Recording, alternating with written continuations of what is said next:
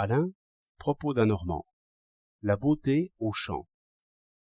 Une femme des champs, qui n'a plus ni jeunesse, ni teint, ni dents, avec un vieux corset, un jupon n'importe comment, un mouchoir sur les cheveux, enfin qui n'a rien pour plaire, usée par des enfants qu'elle a eus et enceinte avec cela.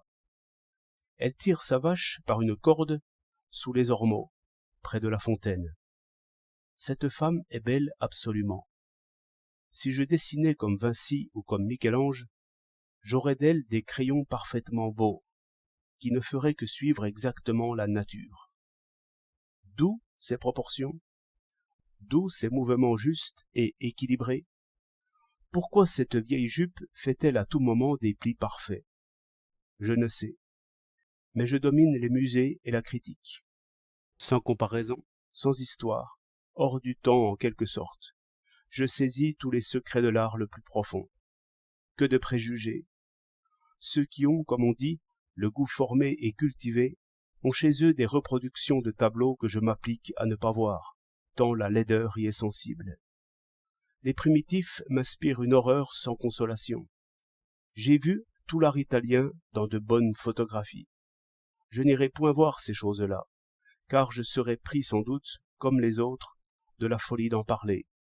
Je reconnaîtrai les écoles.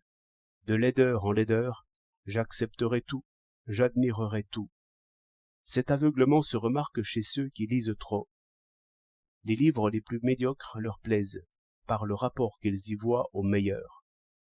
Que ne fait-on pas accepter aux amateurs de musique? Bach a écrit de belles pages, j'en conviens, mais pourquoi voulez-vous que j'admire tout Bach? Je le trouve souvent ennuyeux et laid. Beethoven n'est pas toujours sublime, et, dans le temps qu'il était tout à fait sourd, il a écrit plus d'une fois de façon à déchirer l'oreille. Nous cultivons l'amateur, par ses moyens d'histoire, qui donnent un intérêt à toutes les reproductions, mais aussi nous tuons l'artiste. Car l'artiste, s'il supporte le médiocre, s'il se donne l'enthousiasme par vanité, s'il se laisse aller au plaisir d'opinion, il est perdu. Je ne le conçois point sans une fureur contre ce qui ne fait qu'approcher. Si je dérange un nez bien fait, fût-ce d'une ligne, il est laid. Ce qui approche du beau n'a pas pour cela le plus petit commencement de beauté.